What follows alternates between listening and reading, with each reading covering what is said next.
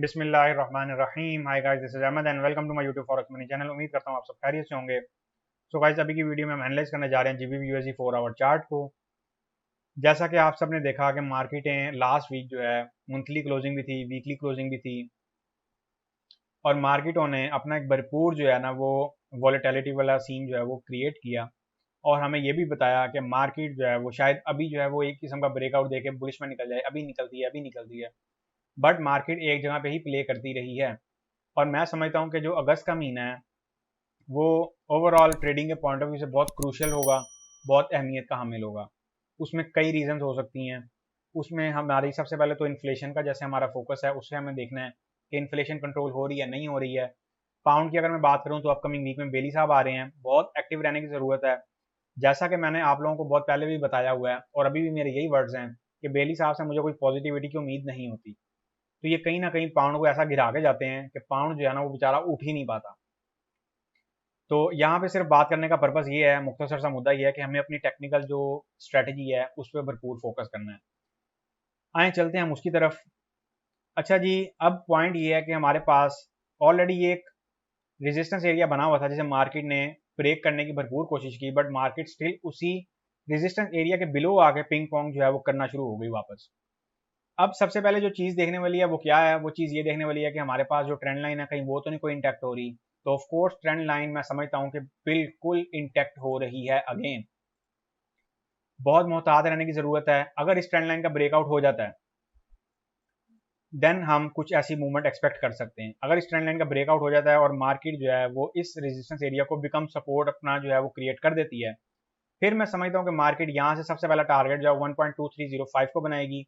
और अगर इसको ब्रेक कर जाती है आफ्टर दैट, फिर मार्केट जो है मैं समझता हूँ कि 1.2450 1.2550 के लेवल तक जो है वो ऐसा कोई सिनेरियो बना सकती है। लेकिन मेरे अंदाजे के मुताबिक इन चीज़ों में अभी टाइम है, और ये भी देखना है हमें कि क्या डॉलर जो है वो एक बुलिश रेला जो है वो मेजर पे आने देता है या नहीं आने देता।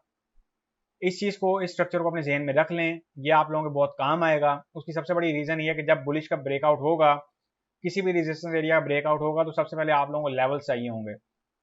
तो मेरी एडवाइस है, जो मैंने लेवल्स आपको लगा दिए हैं ये आप लोगों के बहुत काम आएंगे।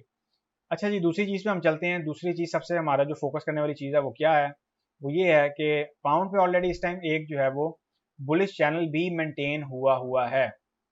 इस चीज़ को भी कत्तन इग्नोर नहीं करना, कत्तन इग्नोर नहीं करना। अब मार्केट जो है वो यहाँ से कुछ बुलिश की मूवमेंट भी दे सकती है। जैसा कि आप लोगों ने देखा कि मार्केट एक बुलिश चैनल में चल रही थी, बट ये जो रेजिस्टेंस एरिया है ये बहुत क्रूशियल रेजिस्टेंस एरिया है।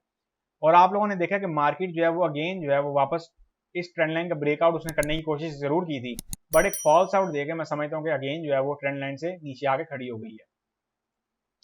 अब यहाँ पे हमारे पास जो सिनेरियो बनेगा वो सिनेरियो क्या बनेगा? इस टाइम सिनेरियो जो है वो टोटली बहुत नॉइजी सिनेरियो बन गया है। अगर तो आप लोगों ने चैनल के स्ट्रक्चर को फॉलो करते हुए ट्रेड करनी है, फिर तो आप लोगों को मेरी सिंपल सी एडवाइस है, buy from here and sell from here. सबसे इजी जो एडवाइस है वो आप लोगों को मैंने ये बता दी है। अब चलते हैं अपने स्ट्रक्चर की तरफ। स्ट्रक्चर हमें क्या कह रहा है? स्ट्रक्चर हमें इस बात का तकाजा कर रहा है कि मार्केट यहाँ से कुछ एक बेरिश टोन पकड़ना चाह रही है। अब पकड़ पाती है या नहीं पकड़ पाती है, हमें ये चीज़ देखनी है।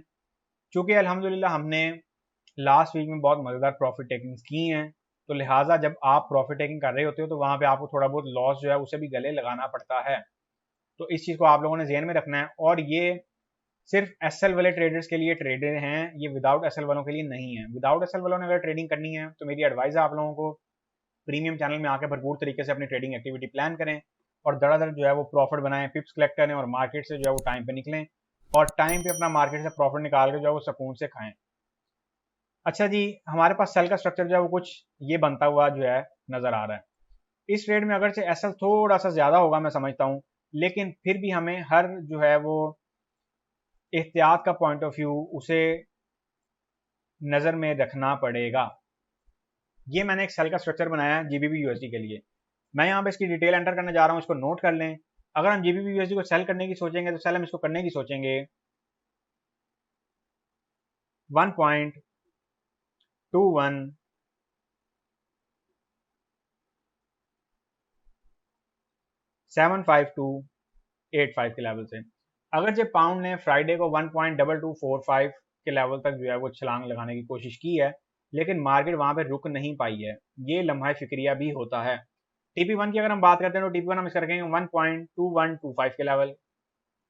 TP2 की अगर मैं बात करता हूँ तो TP2 इसका आएगा 1.2070 का लेवल। TP3 की अगर हम बात करते हैं तो TP3 हमारे पास आएगा 1.2010 का लेवल। TP4 की अगर हम बात करेंगे तो TP4 हमारे पास आएगा 1.1950 का लेवल। SL की अगर हम बात करते हैं तो SL हमारे पास इसमें आएगा 1.2280 का लेवल। लें गाइस, ये मैंने यहाँ पे इसकी डिटेल एंटर कर दी है, ये स्ट्रक्चर एंटर हुआ है और इनको आप नोट कर लें, कहीं पे भी कंफ्यूज होने की ज़रूरत नहीं है। ऑलरेडी मैंने आप लोगों को ये चीज़ बता दी है, अगर मार्केट ने ये वाली ट्रेंड लाइन का ब्रेकआउट दिया, फिर हमें सबसे पहले इस रेजिस्टेंस एरिया को बिकम सपोर्ट होने तक का वेट करना है और फिर हमें देखना है कि हमें फर्दर बुलिश मूवमेंट क्या मिलती है। कतन कहीं पे जो है वो ऐसी गलती नहीं करनी जो आपके गले पड़ जाए, जो आपके अकाउंट को ले जाए। GBP USD में बड़ा सिंपल सा स्ट्रक्चर था और GBP USD को अभी ज़्यादा हवा बनाने की ज़रूरत नहीं है, मैं समझता हूँ। तो लिहाजा जो भी आप लोगों ने इसमें ट्रेडिंग एक्टिविटी करनी है बहुत सोच समझ के करनी है, बगैर सोचे समझे कोई ट्रेडिंग एक्टिविटी की इसमें गुंजाइश नहीं है। सो गाइज, ये थे हमारे GBP USD 4 our chart analysis. उम्मीद करता हूँ आपको बहुत बेहतर तरीके से समझा पाया हूँ। अब हम मिलेंगे गाइज नेक्स्ट वीडियो में, तब तक के लिए अपना ख्याल रखें, दुआ में याद रखें, मुझे दें इजाज़त। अल्लाह हाफिज़।